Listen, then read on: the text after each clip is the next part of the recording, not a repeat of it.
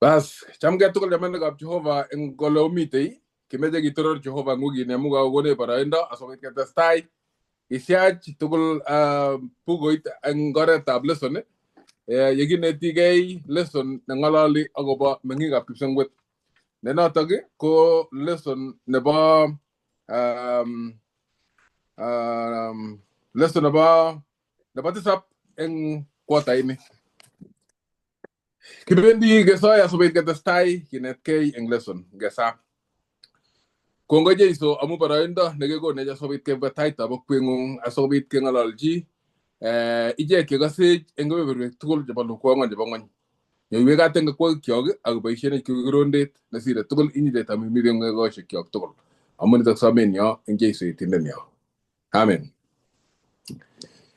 kimi te yu ag baytine ke man gab Jehova chego job Jehova sobit ke stai gena ti she tukul kimi te ak nyalilei ne wendigo be matatu ko engase kimite ya Valintarus ne wendigo be ko soma gase ak lelian maswai ne be kungan gase ago tarwe jango mut gase go mo we kit ne bo wigi ne nyone mané gitrande pasaje magare mo ne kimeje go ego ngoy ago beje ki subej en beje nyo ne ba YouTube ko ngamu tebuti ki otebe ko ngamu comments jogo mendani ko ngara mu ije ki mo gole na men amu mi tulu ba genga ga bwa ta genge yigi ne diga serutu ju onge gilgilye amu magolo go ege gupta ya tiso yigi ngalale lesson o tabrane ko mo gole mengi ga kipsungut anan mengi setup kipsungut ngalo engen translation aga tabu tabelibik angman ga itni golo ko mo gole amogarer met enge ga tugol ago enge ga tugol ko saet ak somet ko boto gongoy ingona samuti kwok in Jehovah. Kangalal kolle ingona samuti kwok Jehovah. Amuna asigel ingona agongin Jehovah samuti kyo. Kanyaru not kemwa kena gele gitiege ngo. Yegingalal Jehovah agre some kogo no to go bor kolle kingen jita ne gitiege agingen jita ne some tugu kigma kinige. Kangalal kolle engugi ni ko endi bawlo ko gesu agoba kanetishet na bagtabu tabilibik ko yo endi ko gasuna te ko bagtabu tabilibik ko mo ngale keje nje kimenje gimite kristiane engasarta na balit te digo gasuna te baro nokki ko ngala nyole bilibik ko le bawlo atvenye na bawlo ko gale kigerge aga tebe te baganetishet ap cheiso agi makkin biga bilibik ko tebi agije engatebe no ngi ba e bawlo amu ge tebe ta bawlo ko gerge aga tebe ngi ba jeiso atebet nanyitat kaliet nanyitat yametab kei nematindo kito ne musmusi eng batay masin amungen golle tinye chito ne tiegei ago chito ne gesunot kei ago chito ne yamat kei ago ne konda metutap tuguk tugul nito kito ne makweba ulong eng betabran semakibwat ago mamutai ago eng kobwat kei matau to bagay ngonay gipsen ko to basabonut kyok na to kala mo gerer metinge ga tugul ago eng ga tugul ko saet kito ne tai nebo aeng ko somet ang nabasomog ko gongoy amu ga inyoru ye isame ak ilo gongoy ko gemwa ile ka inyoru kito ne gesome ngoretab kayanet ko lo bawlo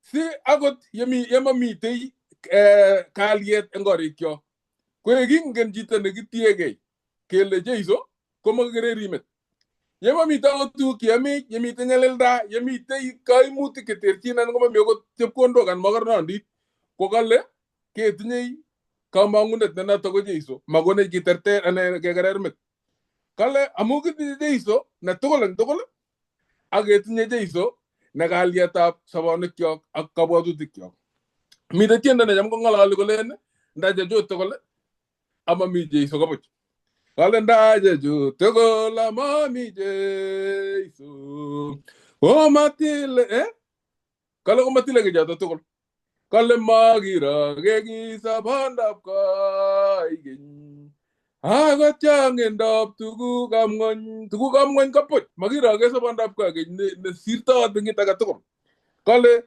nda hatinye Jeiso Kristo gityo ndatinye Jeiso Kristo gityo amatinye giage ngony amatinye giage ngony kale ko magaria engine missing Kakoyama Jeiso inege, kakoyama Jeiso inege, tuguk tugul chemi emoni ko puch. Kale amokerer met, ongeker Jeiso nekonome tut nebo sobonekyok ak tuguk tugul chekimokyinigei. Amu makimeng'ikab koroni, kimeng'ikab kipsengwet. Kebwa betutab Jumapili. Kole betutab Jumapili, kabarunet nemie. Metitab Jumapili kale kabarunet nemie. Koteb tebutiet kole tos kinae ne ichek chemanamegei ak oretab Jehova. Kamwoe Paulo eng kitabutab Pilipik 3:17. Kole chamanichu oegu cheyoe tuguk che ayoe. Ikere Paulo ile kiakotebi eng oret nekesunotkei. Ako nekimeche koyoniegei biik inendet amu kitepchi kou atebetab Kristo. Komeche akichek ketebi anan kotebi biikab Pilipik kou ole kiteptoi Paulo. Amu nitok koborto lapkeiyet ak atebet nemie neiyanat eng taitab Jehova. Kole kabarunet nemie yeityo koleji biikab Pilipik eng 3:17 chamanichu oegu cheyoe tuguk cheyoe ak koker ichek chebendoti kou kabarunet nekerenech. Oyai chekiyoe atyo komi alake chekikwai cheu chewechech cheu chechoche kimwochini onetegei kora bichoto. Eng oret age kokalechech kabarunet Paulo nenyarunot keker kou yekiker ine Jeiso konyolu ketebi eng atebet neu nebo Jeiso nekinetegei Paulo. Akomite biik alake tupchosiek chetindoi atebet neu notok, atebet netindoi kabarunet nemie. Nyolunot akichek keeku chekitinye kabarunet notok mie, atebet nebo kabarunet nemie eng ichek chekerech eng tugul ole mitei. Kale tos kinae ne ichek che manamegei ak oretab Jehova. Ako tos nyoljinech keyai ne ye kakenai ichek. Eng yu ng'olole akobo kabarunet nemie kokonech sirutik kole keistoegei ichek chemitei keker ichek chetindoi kabarunet nemamie ak keistoegei asimakiburuchkei akichek. Ameche ngikas tebutiet netai kokale tos kinae ne anyun ngot komitei ichek chemotindoi kabarunet nemie kenae ne. Lakini ameche kiro kitabutab Romanik 16:15 akoi 17. Kong'alale korok biik chetindoi kabarunet nemie sisomanchi kurganato. Kale kotab Stefano. Kale ongen akwek akobo kotab Stefano. Ongen ole tongoanik. Kale chekichuljigei cheikiligei chekichuljingei koboisiechin ichek chetililen. Kiyai kindo kabarunet nemie eng oretab kotoret biik chekeleldos, eng oretab kotoret kristianik eng ortinwek tugul cheimukoksei. Kotab Stefano. Kole kaite 16. Kale ale okasit akwek ichek cheuchu. Kakurech bukoit kole kinetegei biik chetindoi kabarunet nemie ako kamwoe kora kole kekas it ichek chetindoi kabarunet nemie asobit kinetegei ichek. Amu kabarunet noto mie ko kabarunet nenyolu kekere logoiwek chemechen kele teptoi ano ateboninywa namegei ak sirutik chetililen. Ko eng ichek che manamegei ak sirutik chetililen komwoe kitabutab Matayo 7:15 ko tebutiet nako kale tos kinae ne ichek. Kole 7:15 ngasoma netajokyi. Kale 7:15 kale oribegei mautik chebo lembech chebwonjin ak ngoroik chebo kechirek ak kosuik cheame bich. Ale onae ichek logoekwak tos iumi biik sabibuk eng katok anan logoek kamogonik eng katablelinik. Kale unoto ketit age tugul nemie iye logoek chemiach. Ako ketit nemaye logoek chemiach komaimuchi ketit nemie koi logoek cheyach. Amaimuchi ketit neya koi logoek chemiach. Ketit age tugul nematinye logoek chemiach keebei ak kewirchi ma. Notok anyun onae ichek logoekwak. Biik chemanamegei ak oretab Jehova chematindoi kabarunet nemie kenae ichek logoekwak. Koteb tebutiet nebo oeng kole Ye kakenai ichek eng logoekwak atebet nemanamegei ak sirutik chetililen koteb kole tos kiite ne. Konete Paulo kole kingokakoker biik chekimokonamegei ak oretab Jehova kokale makure ichek bunikab Paulo, lakini kikure ichek bunikab kimurtoiyotab Jeiso. Yeiker chito nekabo logoiwek chemechen komeibchi choto koek bunyang'ung amu kicham Paulo ichek chekimokokase it sirutik chetililen kokicham akorikyi asobit konet amu mabunikab Paulo lakini bunikab kimurtoiyot nenyarunat kokuyo akobo sorunet nekinyor eng oretab kanetishet akesach Jehova kokoito netilil asobit konet asobit kegu tugul akwet agenge amu kikitengekine echek tugul. Kale matkirwokyi ichek lakini ngecham ichek akenai le kikiptengekinik achek tugul kou ichek akoyamech miendab Jehova kityongon lakini nekasire tugul kiborchi chomyet akinet eng sirutik chetililen. Kale in kitabutab Korindoek nebo 2:14 kale amatorotine ak chemaiyonotin. Kale tinye imanda yamdaet ne ak tengekto. Tindoi yamdaet ne mesundeito ak lapkeiyet. Eng yutok ko ngap koboisie biik surutyono kotko makonamegei kotko sir biik ak biik amu len makinamegei akwe kobo lapkeiyet ne mesundeito kebe achek lapkeiyet. Ko ngeboisie ng'alek cheu chotok kekirindoi biik eng oret nemaking'alal eng oretab kakuyet nebo inet. Kale ng'olyondoni matoai kit neyoe ichek, moai kou ateboshekwak lakini oai kou sirutik chetililen asobit yomi kwenunwa oegu kabarunet nemie eng ichek asobit koker Jeiso nekatokere ateboshek cheyachen koker ateboshek chemiachen koro Jeiso eng oriting'wong akomach konetanagei akotach akichek logoiwek chemiachen amu yamech miendab Jehova tugul. Tos tinye chi tebut anan ko kiy netesei eng kebeberatak? Bas, ngomamite tebutiet kebendi betut nebo Jumatatu. Ko betut nebo Jumatatu awendi atebe Pastor Nyalilei asobit komwoech kole eng tebutik chemi tou metitab lesson ko lene Pastor Nyalilei. Kalo tononse eng Kiptaiyat. Koi mwoe kolen otononse eng Kiptaiyat. Bas, ko kala anyun tebutiet nekateben tebutik aeng. Kale kerundano Paulo eng Tamirmiron kit oleu keek meng'ikab Kipsengwet. Notok tebutiet nebo tai kit oleu eng oretab Tamirmiron nekialor Paulo. Nebo aeng, amune asikobo komonut kot mising sobondab koigeny kosir tuguk tugul chekonu ng'ony. Kongoi mising tebutik cho konyikisen akobo komonut eng achek. Yekinetigei kou yekaimwa amu ng'oliot neo mising kolen keeku meng'ikab Kipsengwet.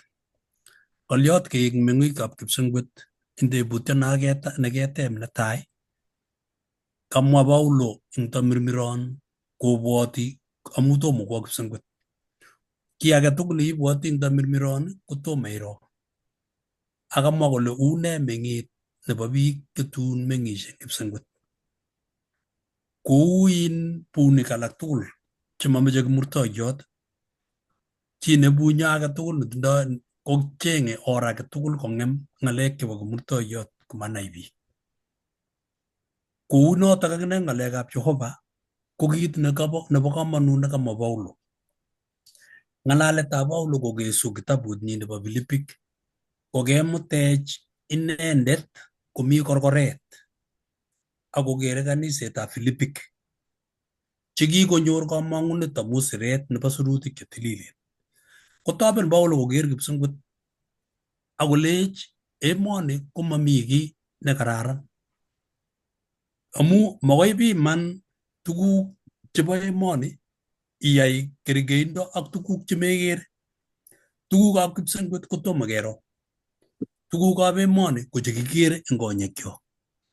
Kokanyokomwa Paulo tuguk chekikere eng yu kele ba kasar kitikin ngo mokornotet, ngo laiskeita, ngo bounatet, ngo tuguk chebo borotet chekikere. Ngo tindoi chito mokornotet nebo mbaret, chebo karishek, chebo tuguk chetindoi. Anan kotindoi chito somanet, anan kotindoi tuguk chekororonen cheyoe eng emoni. komakokiyonye borotetab kipsengwet. Amu teksetab kipsengwet angot kekere en pichaina kokaibu kergeindo nekikobwat kele uu kipsengwet eng tamirmirot. Ko ngiker pichaina ikere ile ango bo kamanut nganaset nekikitech. Ngu kikitech en dhahabu. Ngu nganaset netilil ako toror mising kosir tuguk tugul. Ko kangomwa Paulo eng yu isoman somok koitenyi ko 19 ngasoman eng kitabutab Filipik. Ameche itaune 17 kamwa kole chekitupche oigu cheoe tuguk choe akoker ichek chebendoti eng kabarunet nekergei ak achek. Kale Paulo owai tuguk choe. Kanyokonam Paulo inendet leu otebenyi kole biik omeng'ishe kou ane. Inendet ko kikotach Jesu. Sobenyi tugul koboru akobo Kristo Jesu eng muguleldonyi tugul. Akole obendate eng icheket choe chemiach. Tait 18 amu bendoti chechang chekiamwoiwok kotugul akobo ichek. Aka nguno amwoiwok ale eng rirek ale icheket chebunikab kimurtoiyotab Kristo Jesu. Icheket chemite taban nemasubi tugukab Jehova ko icheket ko bunik chebo kimurtoiyot nebo Kristo. Ko tab koit 19 komwa kole bunichu chebo kimurtoiyotab Kristo kole ko kakesunenwa ko luset. Icheket tugul chemesubi atebetab kipsengwet, atebetab Jehova ko kakesunenwa ko luset. Ko cheptalelishekwak anan cheptalelinwa ko moet. Nekakesunenwa ko tewernatet. Amune sikomwa Paulo ng'alekab tuguk cheyookse eng biik rani ak tuguk chetindoi biik chekere koek borotet. Tuguk chekere biik kororonindo kokere kole iye borwechu ko kororonen, mi biik chelosegei borwekwak, torornatet netororigei alake amu baunatoshek. Lakini emoni komi miondo. Ikere komiondos biik chekororon. Miondos mokorek akobeku. Miondos kibananok akobeku. Miondos chekikosoman akobeku. Nyoru biik ajali chebo barabara amu leu atebetab emoni. Ko kimwa Job eng 19 katitab 25 akoi 27 kole Job eng sirutik chetililen, angen ale nyone kiptaiyandenyu tuun betut nekakonun bortonyu akong'eto eng betunotok akokere kochichichuk. Kamwa Job akobo tuguk chebwone eng tai. Borotetab emoni kobeku. Tugukab emoni kokesugei. Mami kiy neitindoi eng emoni neilondoi. Noikere komwoe sirutikab Jehova kole kikisijech komakitindoi ng'or akewendi keringet nebo meet komakitindoi ng'or.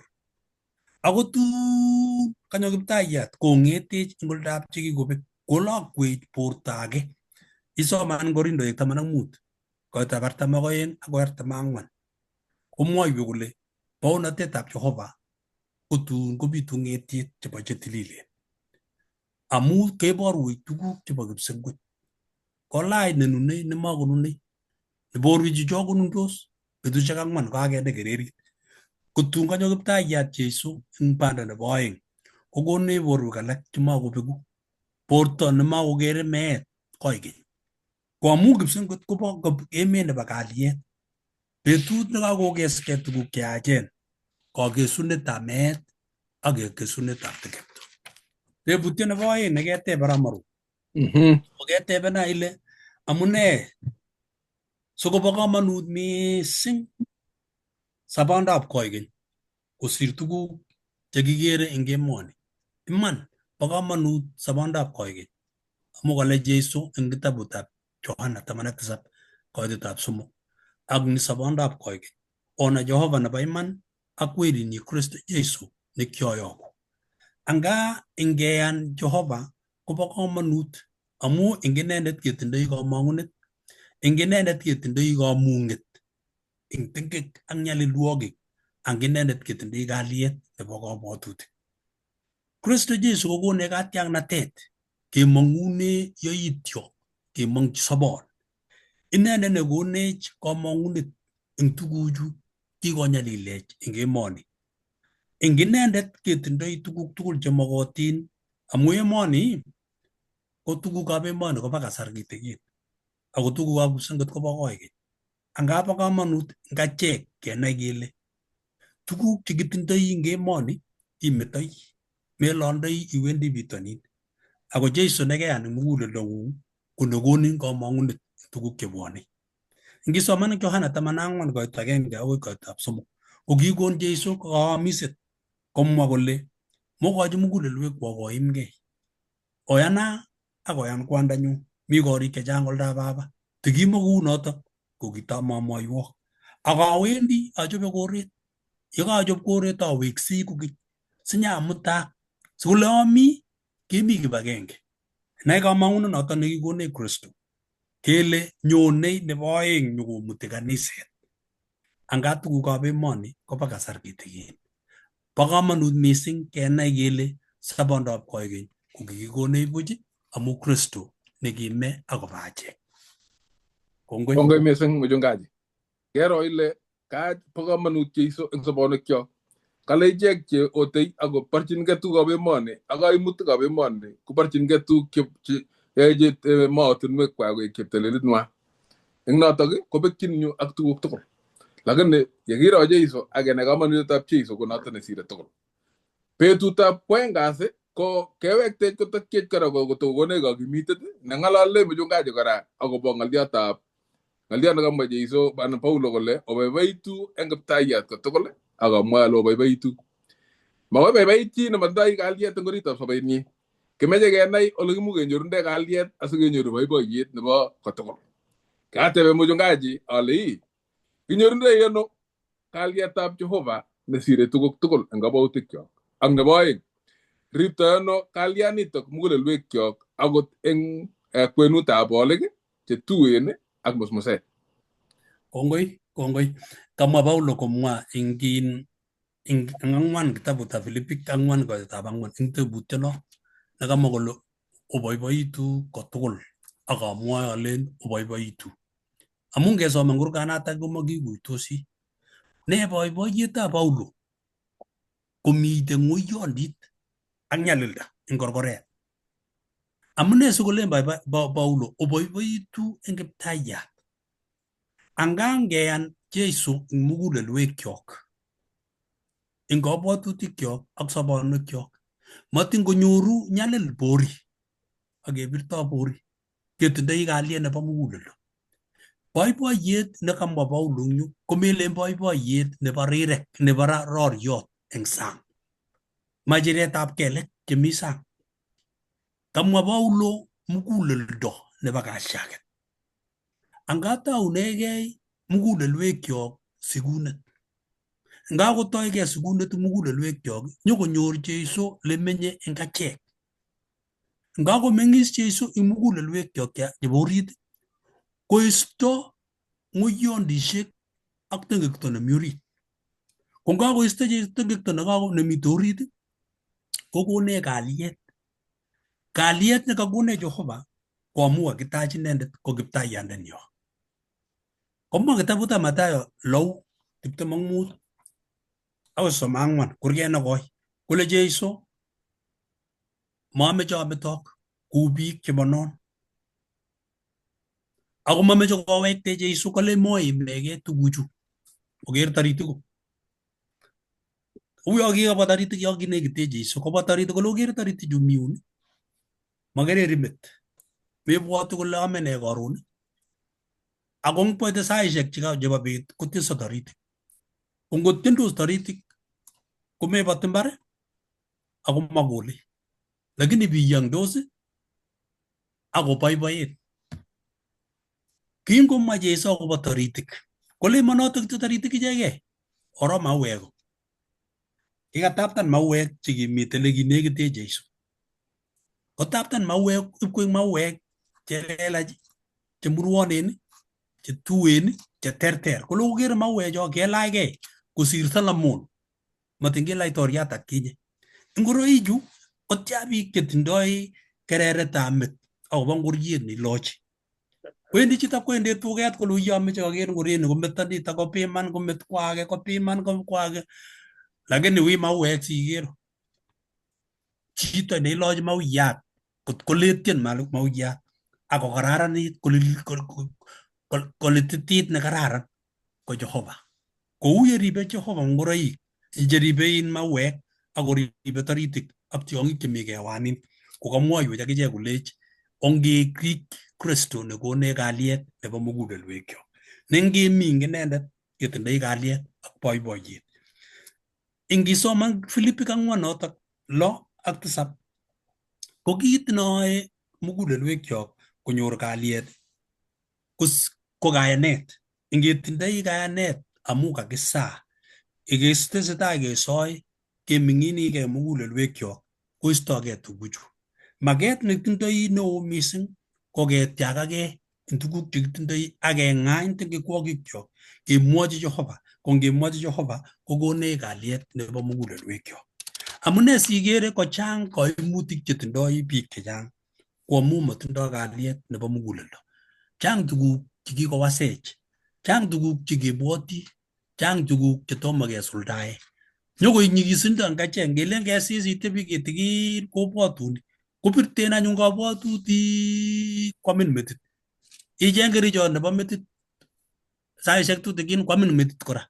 Makomi ruondo, ingilen kotisis iru kobwoti kabwatutik. Kotabirue kemboitab koit kokakoruiyo biik tugul saa 7 kong'et metit kobet ruondo. Itou anyun ibwat irwochi ile kilionati lakwet nekinye, kilionati werit nekinye, kikolyanum. Kokwerir anyun kabwatutik ibirir. Irir anyun ibirtegei. Ongibite mutai konyigis borto nebo kung'ut. Ikose kemyan koamu kabwatutik chenyigisen. Ongemetochi Jeiso amu inendet baornatenyo nesorwech eng betusiekab nyalilwogik. Tebutiet nebo aeng neketebena arap Mau.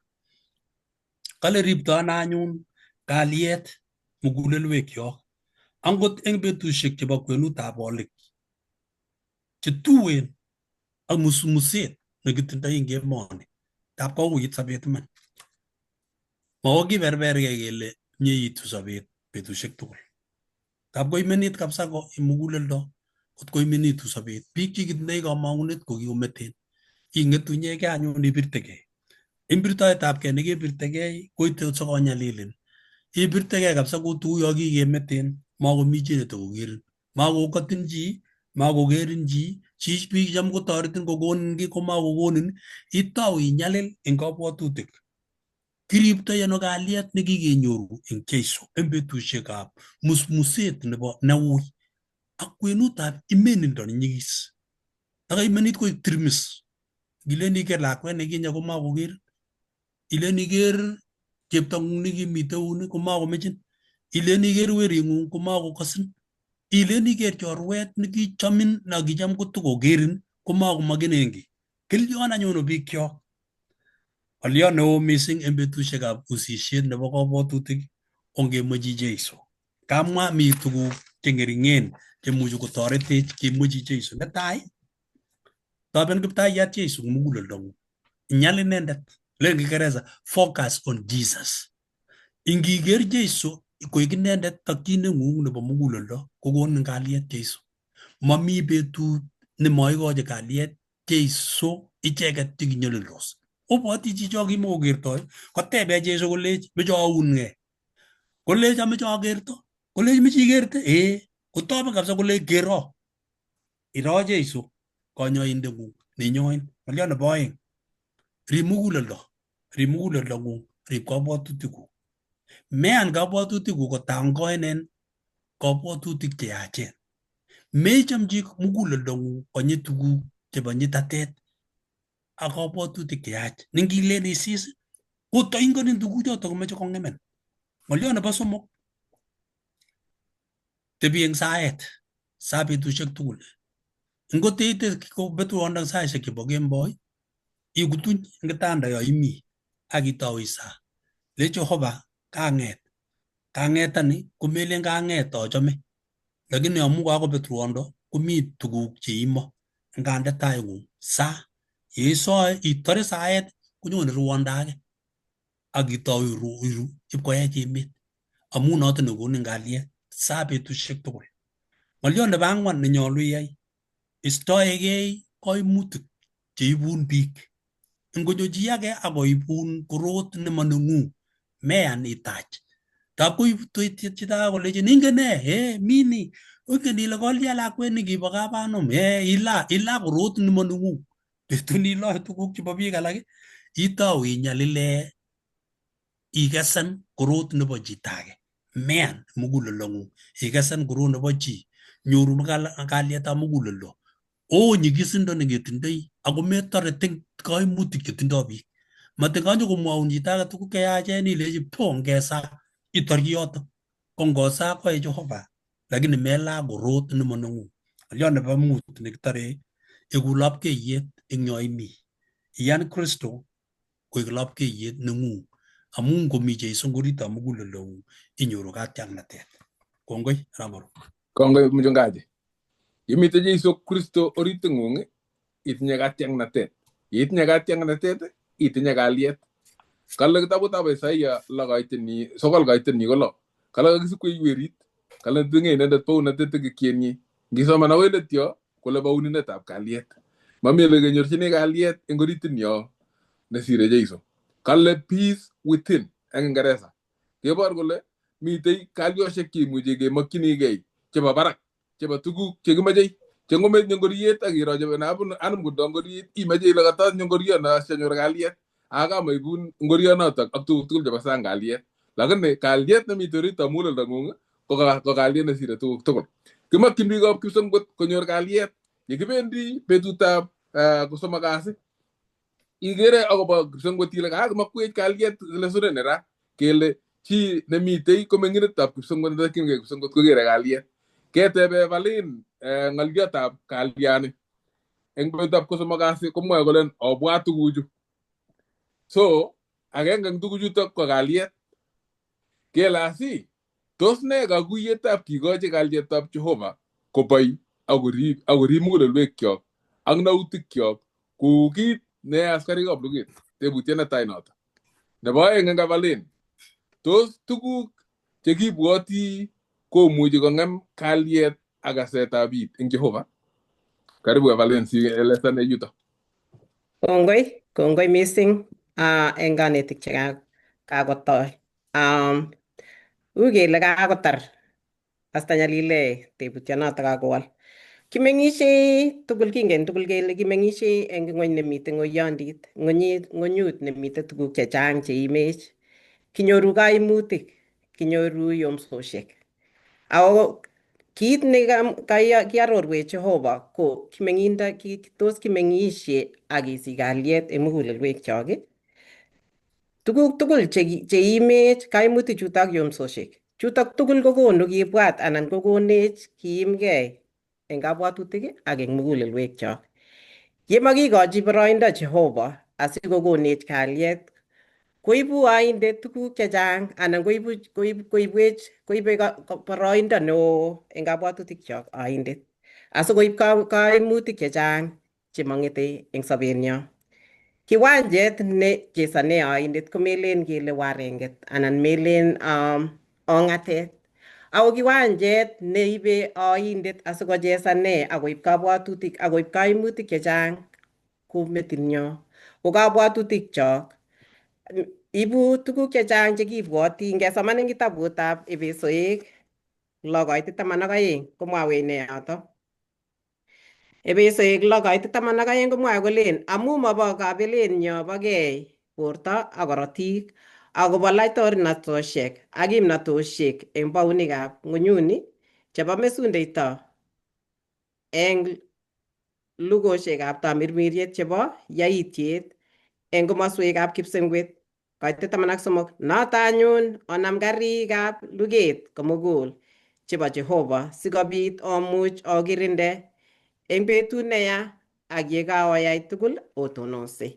Ko kakobor ing yotok kele yemakikochi Jehova kabwatutikchok komamitei kalyet amu kakero eng yotok kele kaoindet ko ole itong'se anan ole boisie mising koibu kabwatutik konyone kabwatutikchok yeirue inye kele akot irue kokoi konyone akoibu kabwatutik chekoi ibwoti ilen kolechinin kero nekai kero ile komwa nima kouni anan kakerten ano nekai ko chotok tugul koibe asikobit ibwat tuguk cheyachen lakini kale Jeiso akono kalyet nesiren nekono ng'wony. Ngesoman eng Johana 14 koitet 27 komwawech ne yotok. Johana 14 koitet 27 komwae kouni. Abakakwa kalyet akono kalyetnyu makono kou yekonu ng'wony amongoimgei mugulelwekwok anan koiweis. Kale akono kalyet ma kalyet neu nekonu ng'wony. Kalyet nekonu ng'wony ko ne temporary. Nyorundoi ano biik konundoitoi ano ng'wony? Konu eng oret nekere chito kole kaai ne. Biik chekeimgei mising ko kanyor kabwatutik cheimegei mising. Komuch kong'et chito koe maiyek asikobit kobwat kole kanyoru kalyet.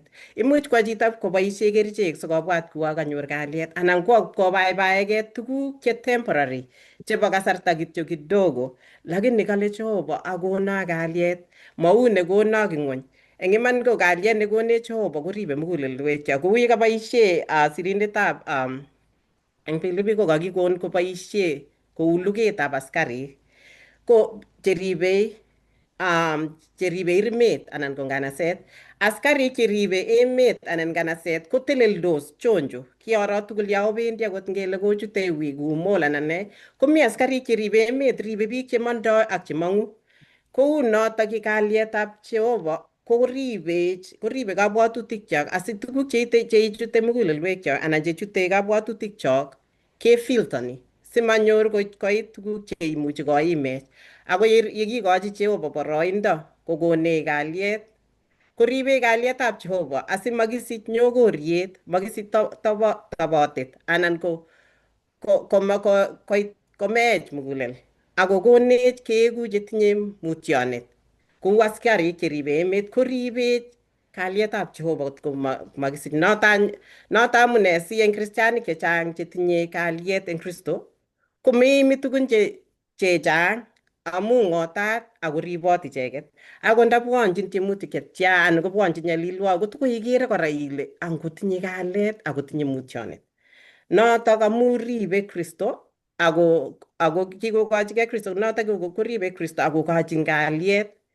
Ikochin kalyet nesire nekabo kerichek chekapkeam kerichek amu chotok ko temporary. Maikuitos ng'wony chotok, maelewani ng'wony. Kale eng kaitet engesoman eng kitabutab Pilipik 4.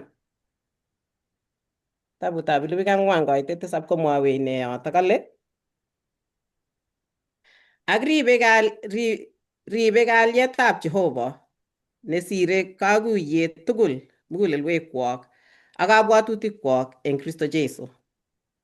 Notok anyun kabor kole ribech kalyetab Kristo. Notok kokochin mugulelwekchok kokochin mugulelwekchok kotulian.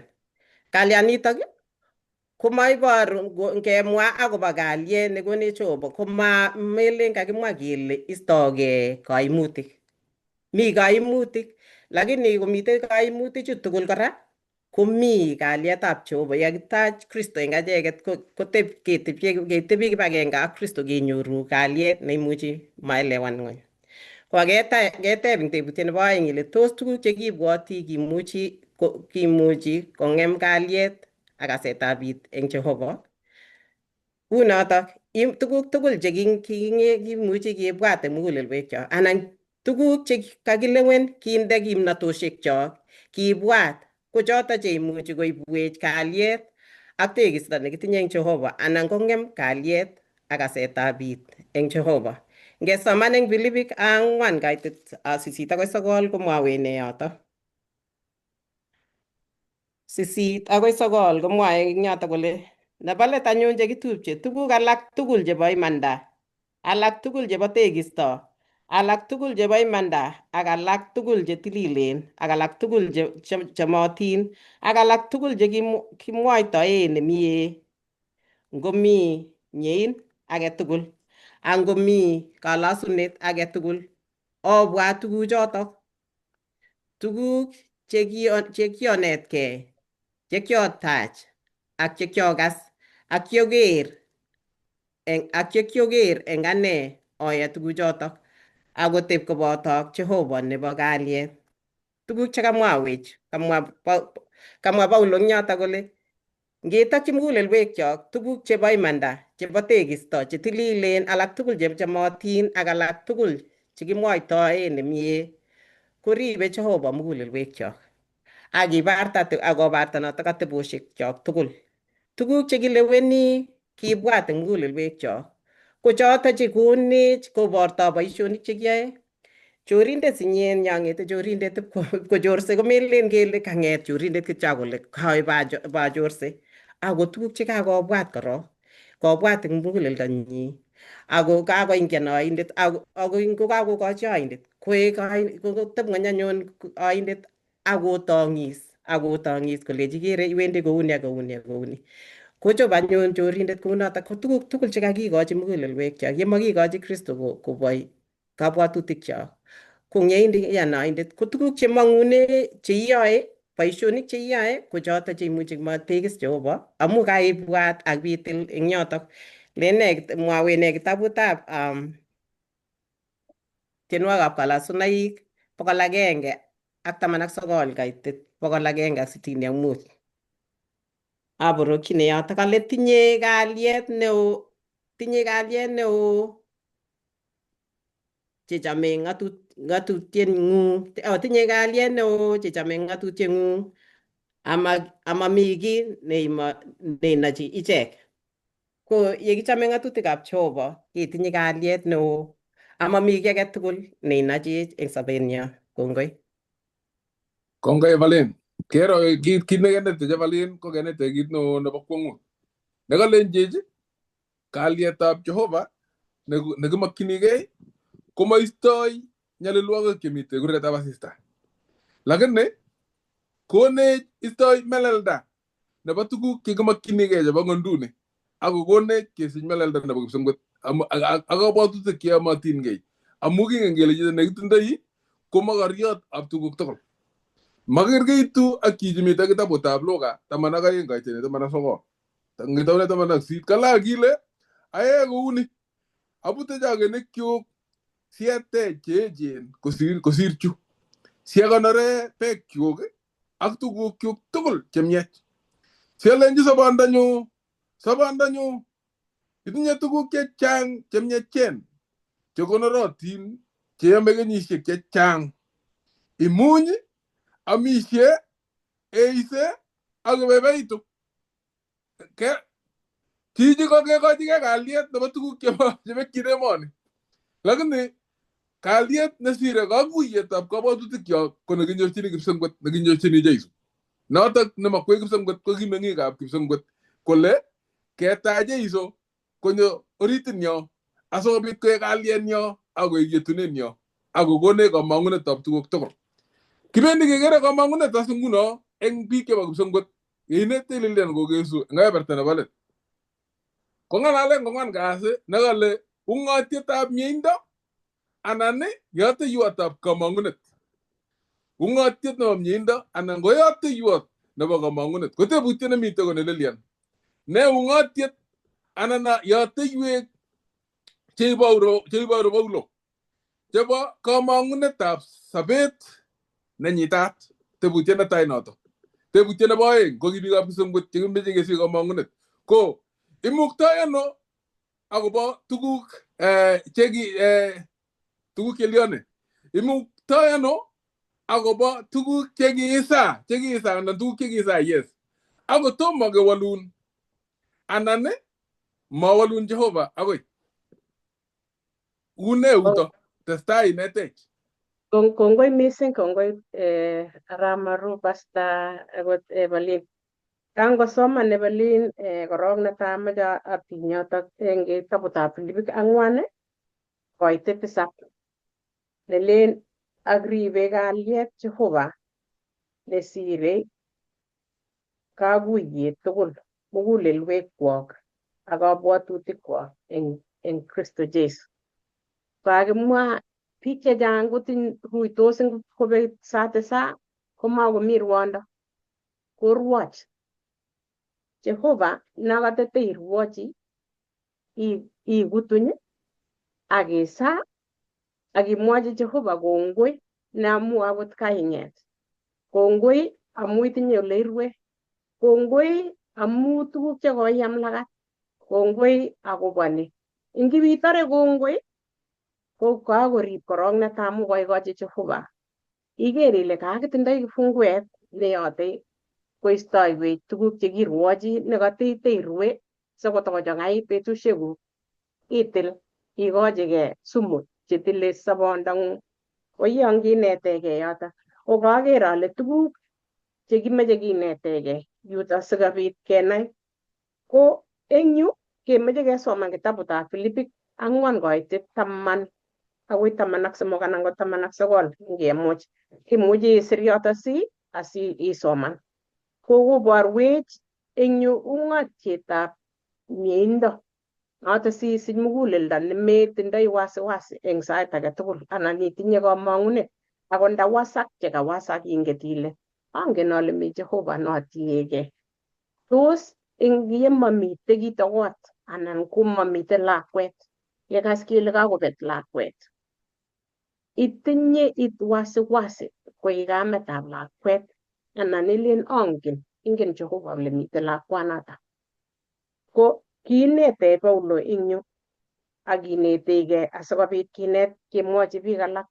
Koite 10 eng yoto kolen kole ako kaoboiboitu mising eng Kiptayat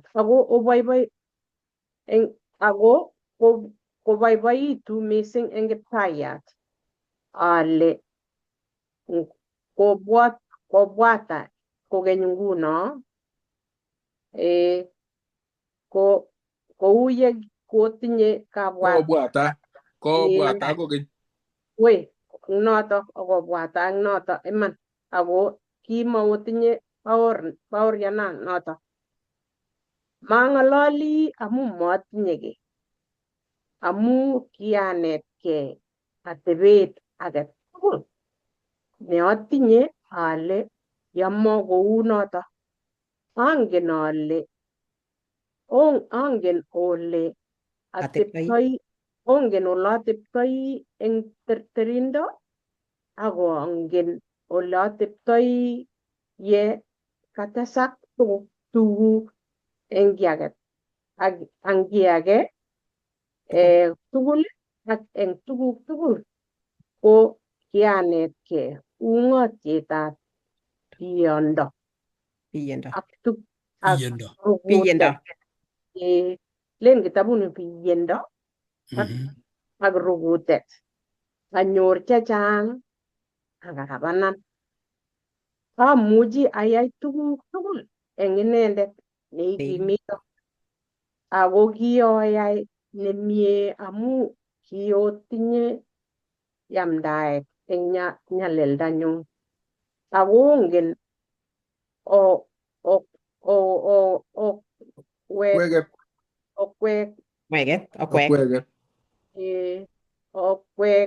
okwek Filipik ole eng taunetab logoiwek chemiach ngap kotemena soman kalyang'e koyakitu mimani kiawe eng Macedonia komabit kaniset nekitinye yamdaet koboto eng ng'oliotab kokoitoet ak taget koboto okwek kityo. Kobate akwek kityo. Ng'ololi Paulo komyeno akwek ng'alechu. Ng'alali Paulo komite korkoret. Mwoe kongoi Paulo amu biikab Filipik ko kiyokto toretet kenyor Paulo kotinye kongoi. Paulo komeche konetech tuguk 4 anan ko 5 yo kole chemeche kenai. Nekamwa eng yo kakisoman kole yani kale kianai atinye chechang. Ki Paulo ko kisomanat ako kimi tai, kimi barak, kitinye kiy age tugul. Igere kiamurishani chi tugul moche kobar anan kolyochi amu kitinye kimnatet. Ngole rani inyendet iwendi. Kale kianetkei. Ako choto tugul ko kikoisto koba. Kale kianetkei komatindoi. Mi korkoret matindoi kole anyorchini chebo ano. Kou yo kamwa kole pasta kole in taritik chetiendos akot ngibwa sahi kong'oche shikong'etos taritik. Shikong'etos taritik ako tiendos tiendo ne ikase kabisa kuru tiendo ne lel. Anginye ing'ete kityo nganakinam nyeno kuting'ung meboishe koboishe taritik. In chekakamwa kole mauek, igere mauek alak karon kokasishe kole konyo asista iger kole koyatak. Tugul angot tiong'ik akone akot teta ikase kurelen baa. Ko chito iboishe kuting'ung ichubake anan ikas ile kokas no kalya makinetegei tuguk chotok. Kale kinetkei asikenai tuguk che yoe Jehova. Mat koek tuguk cheyookse koimech eng chemi sang eng kurget neka 11 akoi 12. Tuguk cheyookse eng sang komaek choto chewase muguleldong'ung. Inetkei sikobit inai ile nee. Amu chito nelabati kolabati sikonai kolabat ngipkoendi mbio ko kikonetkei. Ko nginetkei ilabati kanetetabkei nebo muguleldo ile ngochang anan ngolyon atiegei Jehova. Ikimitu inyoru nekamwa eng koite 13 yotok yo inyoru ung'otiet nemwoe Paulo kole kianai akamuchi asianai kiy age tugul amukta ngoechen ngonyikisen alakere akobaibait muguleldonyu amu anget ale ng'o siri yangu mi Jehova neingen tuguchu tugul. Akot nguno ngiker komwoe akot Daudi akot inegei eng Saburit 23:1 kokile Jehova mestowondenyu marirwoki. Tos inye korerun amune? Daudi maibwat kole marirwoki ngonewe ngolu ngokakiwas kele kakiwaskei cheliot ingen ile marirwok. Iken Jehova asiker simawasaksei. Kakakemwa emotional stability kakikure ne yani inyoru muguleldo nematindoi wasiwasi. Inyoru muguleldo neingen kole akosigei amu angen Jehova. Wasakse man tuguchu kachang'a lakini kono kamuget. Kono kimnatet Jehova nebo betutab rani. Atiegei amu anget ale ingen sobondanyu. Ne notok kimwoe eng kitabutab Mathayo 6:32 kole ingen kwondang'wong kiy age tugul neimache. Ko tos ngot kongen komokoi ile karerwo. Ingen mwochi Jehova akilechi mwatinye amu kwondang'ung ingen kole yani nakilen trust God provisions nemareruki.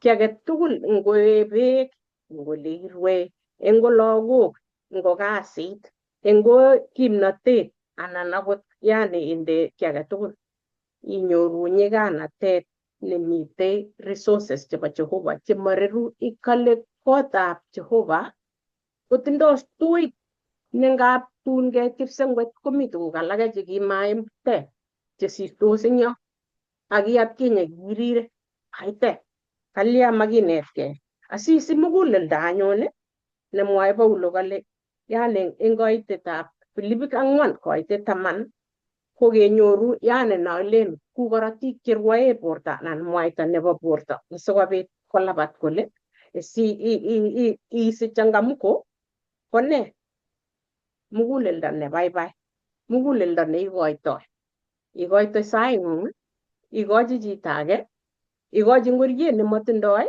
matikire ile kokolyan ngoriot kikomong kelyek kotok eng sang. Ikochi kweyot. Marerun ki amun ng'o? Jehova nebo kipsengwet netindoi tuguchoto tugul.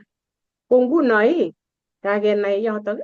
Aya, nebo let anyun komwa Paulo kole eng tuguchu tugul chu kokere Paulo kokere miwani nebo boisietab Jehova neking'ete taunet nemaker kole karirwoki amu kikole ng'atutiet chito neibutei ng'atutietab Jehova kobo meet.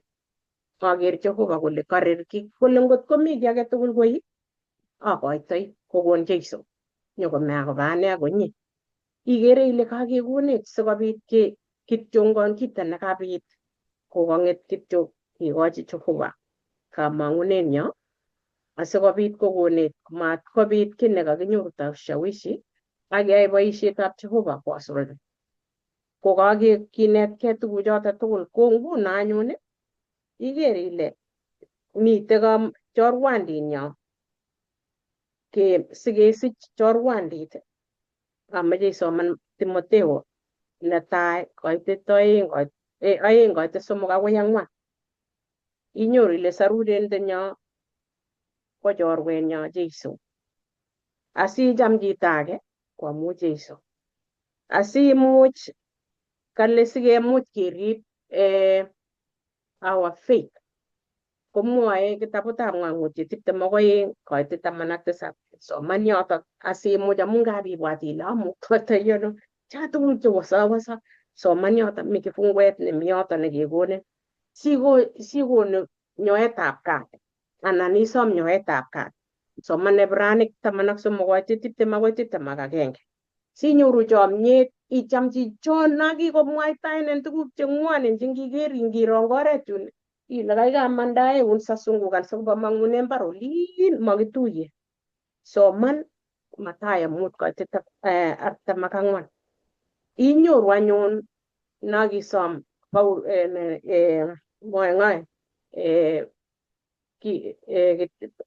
weritab Daudi nekiek king nekitindoi nekimwa kainenyi kameche ale Saul lakini ma Saul weritab Daudi kokitindoi wisdom. Solomon.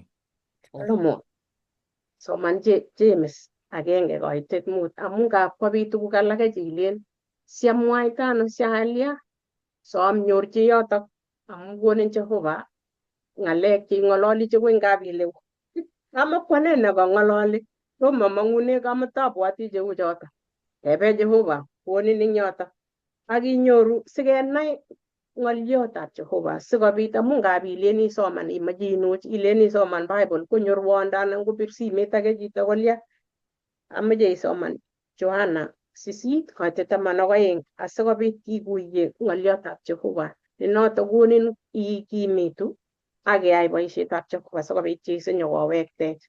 Abwoti ale katuye maswali choto tugul chekaketebena en Aramaro amu kakobek sait ameche atupche yotok ngotko tinye chi nemeche koteshi. Ko akere ale katuye komut kasi tugul ale sikenai tuguchu kito nemeche konai Jehova kokanyol kelya ketiegei inendet akekasich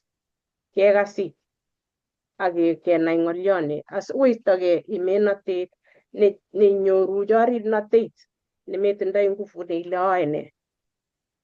Mwochi Jehova ong'alal ak Jehova eng sait akoek kinetegei ku Paulo kosikinetegei amu konechu asikobit konai alake keeku lapkeiyetab biik chechang lagokchok ak ole iyoe kasi ak biik cheonekitegei yomite akot yekeit kometoboti ile amwochini ng'o ngomi karit imwochi chito age ile Jehova nemie rani akere ale kakomuktaiwa koek arap kokakae biit age nemite konait yun kokaiamde amenai ile kaiamdochi chito age tun ikere ko ameche kinetegei yotok. Kongoi Kongoi missing Evelyn. kagenyoru yateiywek chechang Lilian noto. sorry Lilian, kagenyoru yateiywek chechang che kinae kele tos kiyai ne yekinyoru keneuni, kiyai ne yekinyoru keneuno, kiyai ge nekibune cheuchu. Komi yateiywek chekakone Lilian chechang che tugul kotakchinech ole mite Kristo. Kakone ng'olyondoni kenai kele kaka labatet nekirwoe nekibendi labatetab kayanet ko labatetab chi inegei. Melabat labato nebo chi. Labat labateng'ung. Simeyoniegei chi eng atebet ak tuguk chetindoi ak iker kuo irartaat ako kakayamatgei komasin ak ilen irartaat inyendet. Kot kowiten shetani amu kale Chevalin boisie oindet kiwanjet ne metoekyok asikourerene akotambiriren kabisa kotangibiker isis iker kuo imite ajungore ak kikolakse Jesu Kristo ngoroik. Itinye ngoroik chebo mieindo chebo imanda chekikolagun kiptaiget Jesu. Lakini ngilen isis amu kekeregei ng'ony ikere kuo imite ajungor. Kole labalabateng'ung ako ngot komite chito neyoniegei ko iyoniegei Jesu ne kalyet nebo tuguk tugul. Konde metut Jesu nebo sobondo kala oret ak iman ak sobon amanyonyi kwanda maingenendet. Konde metut Jesu nebo tuguk tugul ongiyoniegei siyekirwoi koek standard nekiboisie kekeregei ko kioit ko Jesu ak tupchosiekyok chenomegei baornatet ak nebo Jesu kebe tugul eng rwaet agenge yeloboti chi kokilchingei kutwet nekikekone echek tugul amarerwe kutonochoto konech kutwet nebo sobondo Jesu neyome echek tugul amu kasarwech eng mieindo. Tos mi chi age netokondoi ki netesei amakikochi Lilian komwawech akobo wikit nenyone? Kameche amwa eng yoto amu kaijumulishan kit nekararan nebo kwong'ut eng yo kenai kele kimokorek netya yekitinye Kristo. Yekitinye Kristo ko kit ko tugul eng tugul. Yes. Kae kityo kale makitinye amu makisome amu makimwoe kale okony asakonok. Lakini amu kikesasae nekisoe kong'ete January akoi December kokerkeit kila komite tuguk chechang chebo ng'omnotet, muitaet, ripset, kalyet chemakitoboni into chemakisome Jehova asikokonech. Kale osom sikekonok. Ko ngap iro chito age nekatinye neikere konyonchi usonoik chechang lakini ikere kotinye kalyet achile kalya chichi ngomolin ko amu tinye ung'otiet agenge. Kikosom Kristo kosich kalyanatak. Ko ongesom Jehova tuguk mang'ok Jehova nenyo nekeote. Mang'ok kwandanyo konech tuguk tugul chekimache, konech muitaet, konech tuguk tugul mokorio ine ako konech chotok tugul chotok chekitechegei asikotoretech kekimekitu kou chotok kou bicho kikere ko kimen kimuchi kekimekitu akichek, kimuchi kesich kimnotonotok ak kemuchi ketelelse yekait usonoik simakikochi kiwanjet oindet ko kemboi kerat keng'etosi makiruitosi. Yekabit temutik chotok kokony kurget kele achicha komamite. Kami Kristo kakong'otech Kristo komami ketinye kalyet nekirue komie kot keng'etyi komie. Kongoi. Ine Jesu tuguk chechang some inendet sikokonin magariot kiptayandenyo magariot nebo magarek. Karibu Lilian. Amen. Kongoi mising kiboitinikab Jehova ngolo mite. Kiboitinikab Jehova chekimite kibagenge. Ko eng wikit nenyone kemeche kora ketestai kebendi makake kokesoman kong'ete lesson number netai akoi lesson number 7 ko kokimite kitabutab Filipik ang'ete chapter 1 akoi 4. Nguno kebendi lesson number 8 nelen Jeiso neitororot kosir tugul. Jeiso neitororot kosir tugul. Kebendi kitabutab Kolosai nekikwerie akoi lesson wikitab 13. Ketochok kemite kibagenge. Kongoi mising ale ngondoywok Jehova ngoribok omwaite ng'olyondoni yekaisoman chito imwochi age eng yo ikochi YouTube kosoman akine asikobit kinetkei kibagenge. Kongoi mising amache kesaa asikobit ketukyi yutok akoi ketuye wikit nenyone. Jehova kimwoe kongoi kitorori kaineng'ung. Kongoi eng age tugul baornatet nekakemwa ko Jehova inyendet. ngolulot keyeng'ung eng yu agoi chekose Jehova tugul ak iribech wang mageng'ung eng wikit komugul. Kisome chemite ole mite Jehova ikochi akichek kamang'unet ku yekisome. Loiwech amu kakekas ng'olyong'ung asikobit ketyinengei eng betut ak kemboi. Kongoi eng ki age tugul eng kainetab Jeiso ne Etindenyo. Amen.